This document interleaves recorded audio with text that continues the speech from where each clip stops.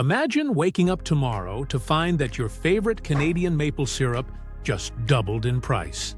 Sounds crazy, right? But this scenario isn't as far-fetched as you might think. Today, we're diving into the world of international trade, specifically how Canada could respond if faced with U.S. tariffs. Remember the trade tensions during Trump's presidency? Well, if something similar happened again, Canada's got a few tricks up its sleeve.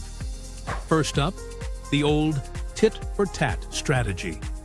If the U.S. slaps tariffs on Canadian goods, Canada could hit back with its own. It's like saying, "You tax our steel, we'll tax your bourbon."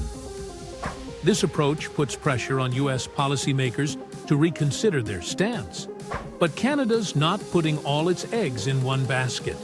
They're looking to diversify their trade partnerships. It's like making new friends at school when your best buddy starts hanging out with someone else. Canada's cozying up to the European Union, the UK, and even countries in Asia.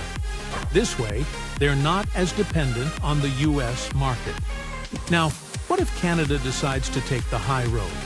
They could file complaints through trade organizations like the World Trade Organization. It's a bit like tattling to the teacher, but hey, sometimes you need a neutral party to settle disputes.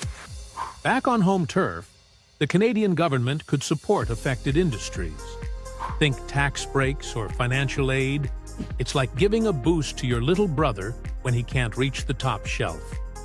Canada's also got a secret weapon: public relations. They could launch campaigns highlighting how these tariffs hurt American consumers too. Higher prices, job losses, the works. It's about making Americans realize they're shooting themselves in the foot. Here's where it gets interesting. Canada's sitting on a gold mine of resources that the U.S. needs. Energy, rare earth minerals, you name it. They could use these as bargaining chips, but carefully. It's a delicate dance, like negotiating with your parents for a later curfew.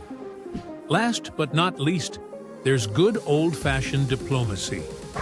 Talking it out, emphasizing mutual benefits and shared interests. It's like reminding your friend why you became buddies in the first place. In the end, Canada's strategy would likely be a mix of these approaches. It's about protecting their economy while promoting free trade.